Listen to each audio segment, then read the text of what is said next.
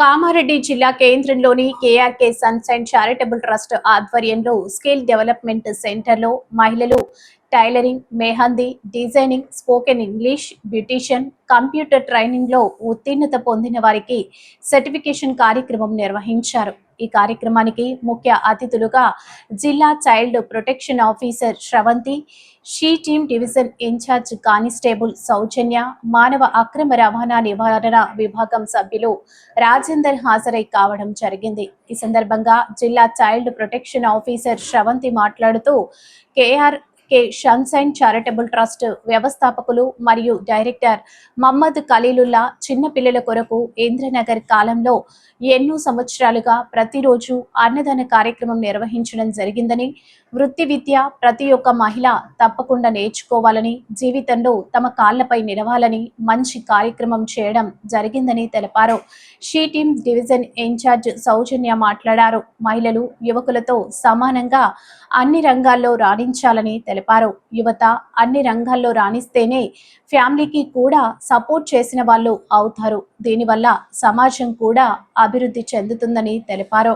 ఈ కార్యక్రమంలో KRK sunshine charitable trust వ్యవస్థాపకులు మరియు director Mohammed Khalilullah, field incharge స్వప్న, సెక్రటరీ శ్రీనివాస్, కోఆర్డినేటర్స్ నేహా, సలేహా, విజయ, ఆస్మా, టీం మహిళలు పాల్గొన్నారు.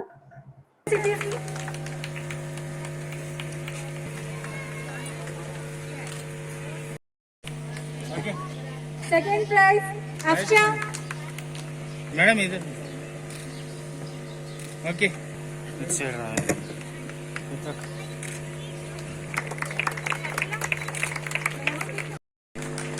खाली 2 महीने का खाली तक नहीं, लोग कितना अच्छा सीखे देखो. Okay. सर अंदर इच्छा जुड़ा.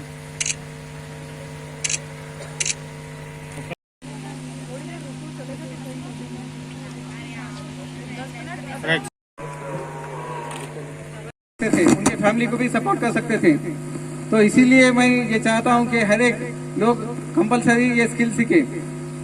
ठीक है, इसे अपने केआरके सनशाइन चैरिटेबल के जरिए मैं यही कहना चाहता हूँ कि हमारे पास यहाँ एक ही नहीं, हम लोग के पास government of Telangana high court की तरफ से हम लोग यहाँ पे अपॉइंटेड है, जिसमें क्या है कम्युनिटी मीडिएशन भी हम लोग करते हैं। यहाँ पे जो भी आपके घर के ससुराल के प्रॉब्लम हो, हस्बैंड के साथ प्रॉब्लम हो, रिश्ते में कोई भी गड़बड़ है, कुछ भी प्रॉब्लम है, तो हमारे पास आए तो हम लोग फ्री में काउंसलिंग करते हैं। और आप लोग के लिए अगर हो सके तो फ्री में लायर भी हम लोग यहाँ से लगाते हैं। और अपने पास यहाँ पे जज मैडम भी अवेलेबल है। यही ना है कि हम लोग बहुत सारे जो चैरिटेबल काम करते हैं, जैसे अब दुपकाला है, यहाँ पे पानी के स्टेशन लगाते हैं वीकली मार्केट में न्यू बस स्टैंड के पास, और सर्दियों के दिनों में ब्लैंकेट्स का डिस्ट्रीब्यूशन करते हैं। हम लोग लास्ट 1.5 ईयर से बीडी कॉलोनी में एवरी डे 70 बच्चों के लिए खाना చారిటబుల్ ట్రస్ట్ ఖలీలుల్లా గారు మాకు గత 3-4 సంవత్సరాల నుండి తెలుసు. కాలనీలో చాలా రోజులు పిల్లల కోసం వాళ్ళు రోజు పొద్దున అక్కడ ఏరియాలో ఉన్న పిల్లలందరికీ కూడా అన్నదానం చేసేవాళ్ళు రోజు పొద్దున. ఎందుకంటే ఆ ఏరియాలో ఉన్న పిల్లలందరూ కూడా ఫ్యామిలీస్ అన్నీ కూడా భిక్షాటన చేస్తూ అదేవిధంగా రోజువారీ కూలీగా బ్రతికేవాళ్ళు. వాళ్ళందరికీ చాలా మంది పిల్లలకి పోషకాహార లోపం ఉండడం గుర్తించి వాళ్ళకి రోజు పొద్దున న్యూట్రిషియస్ ఫుడ్ సప్లై చేశారు. దానికి చాలా అభినందనీయం సార్. అదేవిధంగా ఈ సమ్మర్లో చాలా మంది ఆడవారికి టైలరింగ్, అదేవిధంగా బ్యూటీషియన్, మెహందీ, అదేవిధంగా స్పోకెన్ ఇంగ్లీష్, ఇంతమందిని ఎంపవర్ చేయడం అంటే అది సామాన్యమైన మహిళలను ఎంపవర్ చేయడం వల్ల ఒక కూడా ఎంపవర్ అవుతుంది. వాళ్ళ పిల్లలు కూడా చదువుకుంటారు, వాళ్ళు అన్ని రంగాలలో మంచిగా వృద్ధి చెందుతారు. ఈ ప్రోగ్రామ్ అరేంజ్ చేసి మమ్మల్ని పిలిచి ఇక్కడ మీ అందరినీ కలవడానికి అవకాశం ఇచ్చినటువంటి ఖలీలుల్లా గారికి నా ధన్యవాదాలు. Thank you. మమ్మల్ని పిలిచి ఇక్కడ మీ అందరినీ కలవడానికి అవకాశం ఇచ్చినటువంటి ఖలీలుల్లా గారికి నా ధన్యవాదాలు. Thank you. ఓకే, నా పేరు సౌజన్య, నేను షీ టీమ్ కానిస్టేబుల్ని, కామారెడ్డి డిస్ట్రిక్ట్ మొత్తానికి ఇన్ఛార్జ్. దాంతోపాటు కామారెడ్డి సబ్ డివిజన్లో ఎక్కడ ఏ ఇష్యూ అయినా కానీ నేను ఏ ప్రాబ్లం వచ్చినా నేను సాల్వ్ చేస్తాను. మనకి ఆడవాళ్ళకి ఇప్పుడు ఇంత ఫెసిలిటీ ఉంది, ఒకప్పుడైతే ఏ ఫెసిలిటీస్ లేవు. ఉన్నాయా? ఏమీ లేవు. ఎప్పుడైనా ఎంత చదివినా ఆడపిల్ల అంటే ఆడపిల్ల వంటింట్లోనే చేయాలి అనే ఒక థాట్ ఉండేది. కానీ ఇప్పుడు మనకు వచ్చిన గవర్నమెంట్ తో పాటు NGO సంస్థలు కొన్ని ఇట్లా మెహందీ అనేసి, మిషన్ అని, ఇంకా చాలా రకాలుగా మనకు ఆర్థిక పరంగా చాలా హెల్ప్ చేస్తుంది. దాంతో పాటు హెల్ప్ చేయడంతో పాటు మనం కూడా ముందుకు వస్తున్నాం, మహిళలు ముందుకు వస్తున్నాం.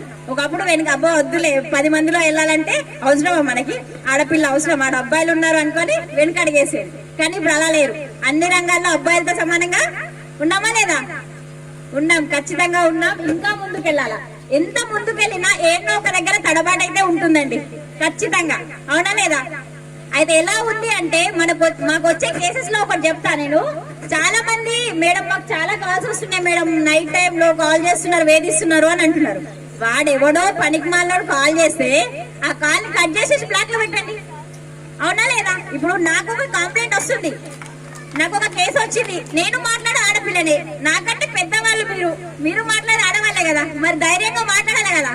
అరే నువ్వు కాల్ చేస్తే మళ్ళీ ఒకసారి పిలిచిండు కాబట్టి మేము చెప్పింది కొంచెం అర్థం చేసుకుంటే మీకు లైఫ్ లో భవిష్యత్తులో పనిచేస్తుందని నేను అనుకుంటున్నా.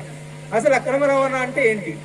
ఒక వ్యక్తిని ప్రలోభ పెట్టి గాని, బలవంత పెట్టి గాని, భయపెట్టి గాని, అధికార దుర్వినియోగం చేసి గాని ఒక చోటు నుంచి మరో చోటికి అమ్మివేయడం, తద్వారా ఆ వ్యక్తికి సంబంధం లేని పని, లాభం లేని పని చేయించడమే మనుషుల అక్రమ రవాణా. అంటే ఈ వ్యక్తి ద్వారా వాళ్ళు డబ్బులు ఎక్కువ సంపాదిస్తారు. కాబట్టి వాస్తవానికి ఈ అక్రమ రవాణా ఎవరు చేసే అవకాశం ఉంటది? ఫస్ట్ పేదరికంలో ఉన్న వాళ్ళు, నాకు తెలిసి మనందరం అనుకుంటున్నా.